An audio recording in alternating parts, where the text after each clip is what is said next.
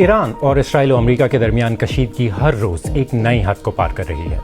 اسرائیل کی ایران کے سب سے بڑے گیس فیلڈ ساؤتھ پارس پر حملے کے بعد ایران نے خلیج کے پڑوسی ممالک میں توانائی کے بنیادی ڈھانچوں پر میزائل داغے، جس سے خطے میں جنگ بندی کے امکانات مزید کم ہو گئے ہیں۔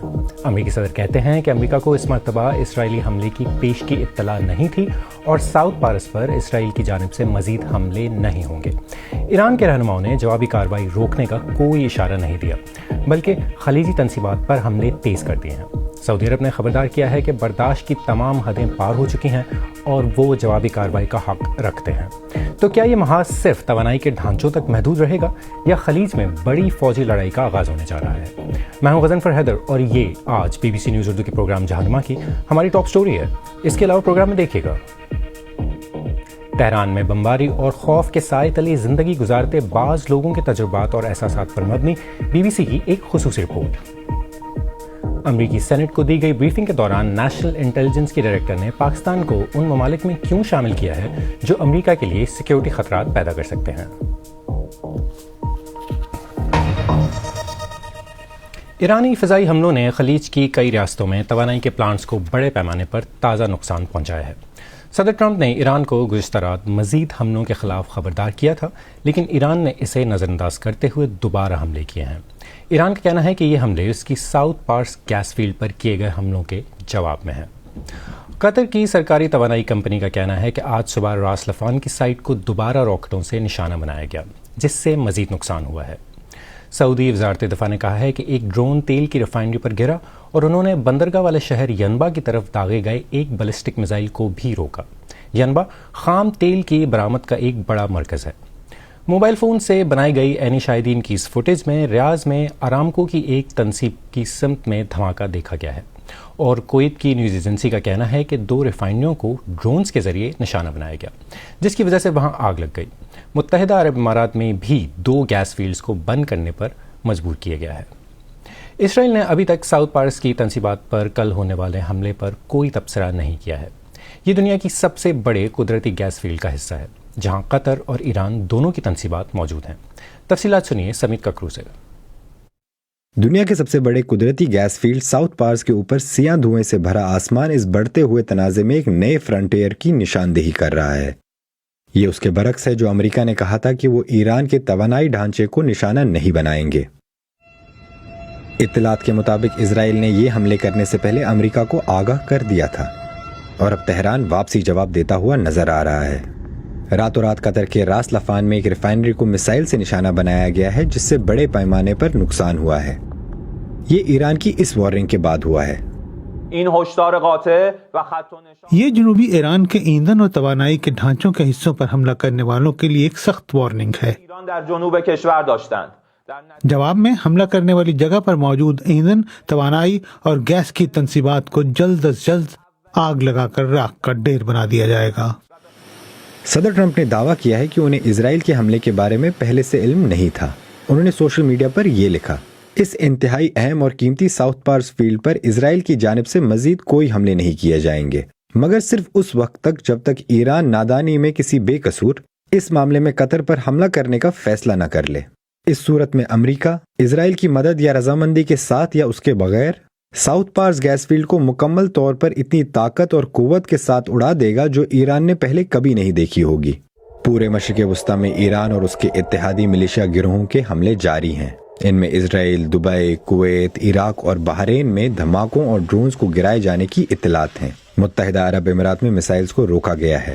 حکام کا کہنا ہے کہ یہ میزائلز ایک گیس فیلڈ اور تیل کی تنصیبات کی طرف جا رہے تھے، جبکہ سعودی عرب کا کہنا ہے کہ وہ اپنی ایک گیس کی تنصیب پر حملے کی کوشش کو ناکام بنا رہے ہیں، لیکن ریاض میں شراپنل گرنے سے 4 رہائشی زخمی ہوئے ہیں۔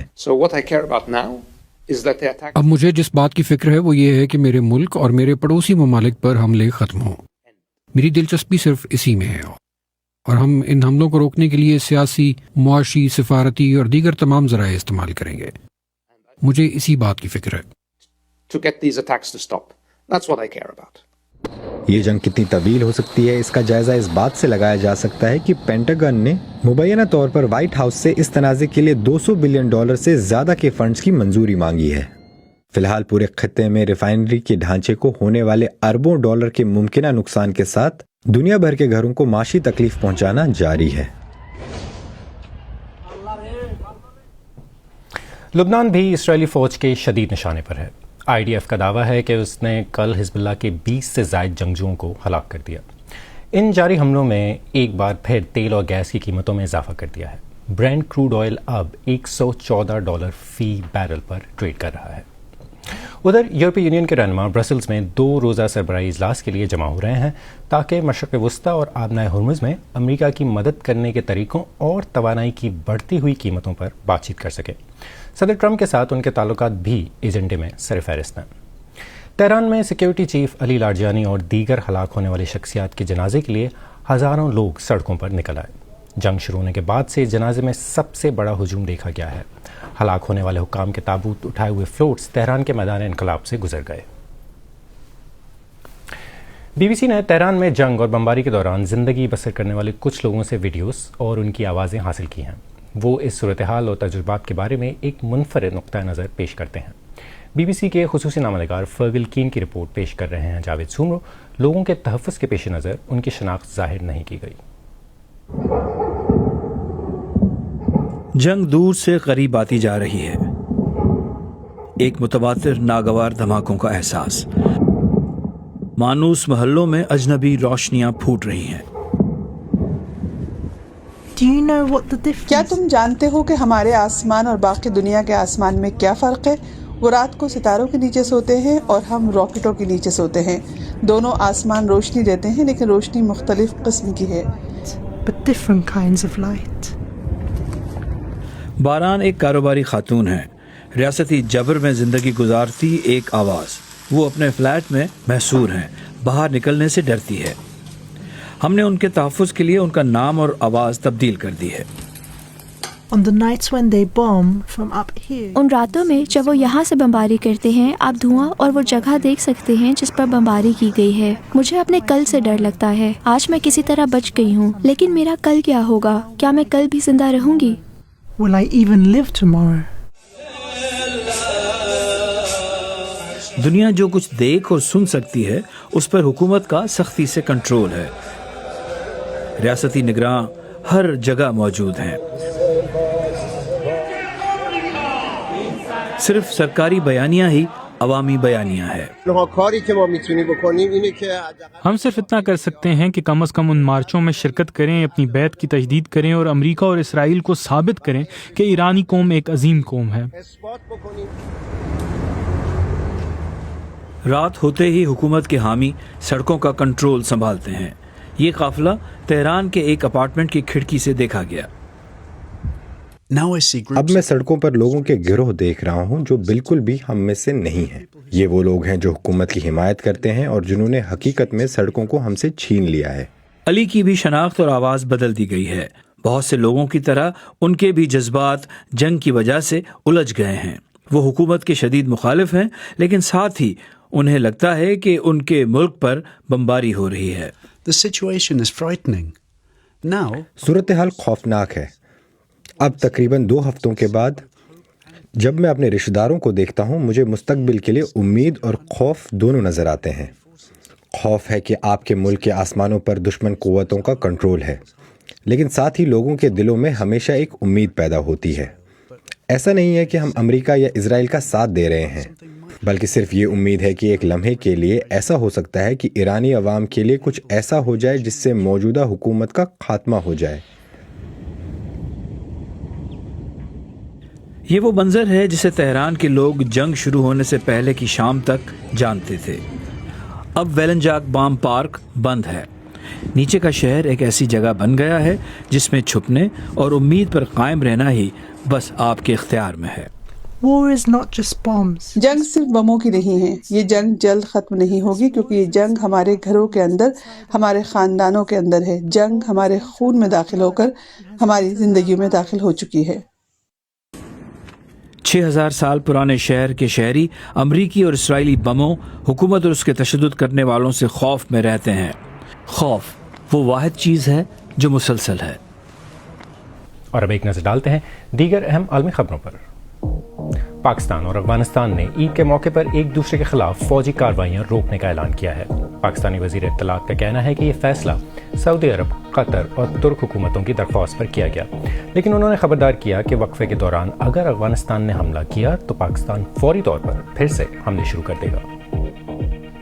पाकिस्तान के सबसे बड़े शहर कराची में शदीद तूफान और बारिशों से कम से कम 19 अफराद हलाक हो गए हैं। शहर के कई हिस्सों में बिजली बंद है और दरख्त गिरने से ट्रैफिक में तातुल आ गया है, जबकि कई इलाके ज़ेर आब आ गए हैं। हुकाम का कहना है कि इस तरह के तूफान कराची में बहुत कम आते हैं। रूस ने बहिरा अस्वद में कायम यूक्रेनी बंदरगाह ओडेसा पर ड्रोन हमला किया है, जिससे वहां आग भड़क उठी और 3 अफराद जख्मी हो गए। दूसरी जानिब रूस के ज़ेर कब्जा क्राइमिया के साहिली शहर सेवास्तोपोल पर यूक्रेनी ड्रोन हमले में 1 शख्स हलाक और 2 जख्मी हो गए हैं। शहर के काबिज गवर्नर ने 60 ड्रोन मार गिराने का दावा भी किया है। अमेरिकी सेनेट को दी गई एक ब्रीफिंग के दौरान नेशनल इंटेलिजेंस की डायरेक्टर तुलसी गैबर्ड ने पाकिस्तान को उन ममालिक में शामिल किया है जो अमेरिका के लिए नुमायां सिक्योरिटी खतरात पैदा कर सकते हैं। आज ट्रेंडिंग में इसी पे बात करेंगे। तुलसी गैबर्ड का कहना था कि रूस, चीन, शुमाली कोरिया, ईरान और पाकिस्तान के मिसाइल निज़ाम अमेरिका के लिए खतरात पैदा कर सकते हैं। The United States secure nuclear deterrent continues to ensure safety in the home. America की जौहरी रोकथाम की सलाहियत हमारे मुल्क को स्ट्रेटेजिक खतरात से महफूज रखती है। ताहम इंटेलिजेंस कम्युनिटी का अंदाज़ा है कि रूस, चीन, शुमाली कोरिया, ईरान और पाकिस्तान नए जदीद या रिवायती मिसाइल सिस्टम्स तैयार कर रहे हैं, जिनमें जौहरी और रिवायती हथियार शामिल हैं, और ये हमारे अमेरिका को उनके निशाने की रेंज में लाते हैं। अंदाजे के मुताबिक मौजूदा 3000 से ज़ायद मिसाइलों की तादाद 2035 तक बढ़कर 16,000 से ज़्यादा हो जाएगी। Of more than 3,000 missiles.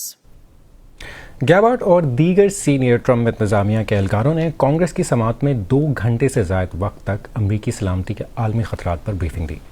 Iran से मुतालिक समाअत से पहले तैयार करदा तहरीरी ब्रीफिंग में गैबर्ड ने कहा था कि गुज़िश्ता बरस अमरीकी और इसराइली हमलों ने ईरान के जौहरी अफसूदगी प्रोग्राम को तबाह कर दिया था, लेकिन ये बात उन्होंने पढ़कर नहीं सुनाई। अमरीकी डेमोक्रेटिक सेनेटर मार्क बोनन ने उनसे इसी बारे में सवाल किया। I guess what I'm concerned about, one thing is मेरी तशवीश ये है कि आज आपकी छपी हुई तहरीरी शहादत में कहा गया है कि ऑपरेशन मिडनाइट हैमर के नतीजे में ईरान का जौहरी अफसूदगी प्रोग्राम तबाह हो गया था और अब तक उसे दोबारा बहाल करने की कोई कोशिश नहीं की गई। आपने ये पैराग्राफ अपने ज़बानी बयान से निकाल दिया। क्या ये इसलिए था कि सदर ने 2 हफ्ते कबल फौरी खतरे की बात की थी? नहीं, मैं समझती हूँ कि वक्त बहुत ज़्यादा हो गया था, इसलिए मैंने अपने ज़ुबानी बयान के कुछ हिस्से छोड़ दिए।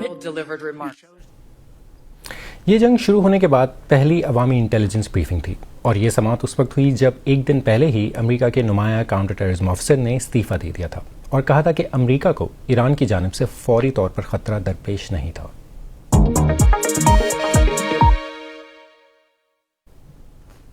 यूक्रेन के सदर ज़ेलेंस्की ने बीबीसी से बात करते हुए कहा है कि उन्हें लगता है कि ईरान में जारी जंग के असरात यूक्रेन की जंग पर नहायती बुरे साबित होंगे। उन्होंने कहा कि रूस के साथ लड़ाई रुकवाने के लिए अमन मुज़ाकरात मुसलसल मुलतवी किए जा रहे हैं। इससे पहले अरकान पार्लियामान से खिताब करते हुए उन्होंने कहा था कि ईरानी हुकूमत और व्लादिमीर पुतिन का रूस ब्रदर्स इन हेट यानी कि नफरत के मामले में भाई भाई होना समझ में आता है। उन्होंने बीबीसी की लॉरा क्विंसबर्ग से बात की। यूरोप की सरहद पर एक अलग जंग के शोले भड़क रहे हैं, हफ्तों से नहीं सालों से। चंद रोज पहले ही दारहुकूमत कीव पर हमलों में 4 अफराद मारे गए थे। यूक्रेनी लीडर एक बार फिर मगरबी मुल्कों का दौरा कर रहे हैं। सदर ज़ेलेंस्की इनसे कहने आए हैं, मैं अभी यहीं पर हूँ, हमारी जंग चल रही है। खतरा ये है शायद, जैसा कि उन्होंने हमसे कहा, कि अमेरिका कहीं और देख रहा है। मैं बड़ी शिद्दत से महसूस कर रहा हूँ, इस जंग का यूक्रेन की सूरत हाल पर बुरा असर पड़ेगा। बदकिस्मती से अमेरिका का ध्यान यूक्रेन से मशरक़ वस्ता पर चला गया है। यही वजह है कि हमारी सफारती मुलाकातें, सैफरीकी मुलाकातें मुसलसल मुलतवी हो रही हैं। इसका एक ही सबब है, ईरान के साथ जंग। आपने कहा कि वो मुलतवी की जा रही हैं, क्या हो भी रही हैं? सदर ट्रंप की तवज्जो ईरान पर लगी हुई है। मुज़ाकराती ग्रुप्स आपस में बात कर रहे हैं। हमारा ग्रुप अमरीकी ग्रुप से रोजाना बात करता है। اور میں جانتا ہوں کہ امریکی روسیوں سے بھی روزانہ بات کرتے ہیں۔ ڈونلڈ ٹرمپ کے غصے کا تو انہیں پتہ ہی ہے۔ کوئی سال بھر پہلے ایک صدر کا سفارتی آداب بالائے طاق رکھ کر دوسرے پر سرعام اظہار برہمی، مگر اب برطانوی رہنما روزانہ تنقید کی زد میں ہیں۔ The late great Winston Churchill. You know, unfortunately, Keir is not Winston Churchill. شاید ایک اہم اتحاد میں ایک خطرناک شگاف جس کا نقصان صرف امریکہ اور برطانیہ کو ہی نہیں یوکرین کو بھی پہنچ سکتا ہے۔ آپ کے خیال میں کیا صدر ٹرمپ اور ان کے اقدامات نے دنیا کے لیے مزید خطرات پیدا کر دیے ہیں؟ میں ٹرمپ سے نہیں کہہ سکتا کہ وہ کیا کریں۔ برطانوی وزیر اعظم کیئر سٹارمر یقیناً ایک ذہین اور سلجھے ہوئے پارٹنر ہیں۔ ہمیں معلوم ہے جذبات سب میں ہوتے ہیں، الگ الگ۔ میرے خیال میں کیئر سٹارمر صدر ٹرمپ سے رابطے میں ہیں، وہ ان سے مل کر تعلقات کو پرانی ڈگر پر لا سکتے ہیں۔ کیا صدر ٹرمپ اور ان کے اقدامات نے دنیا کے لیے مزید خطرات پیدا کر دیے ہیں؟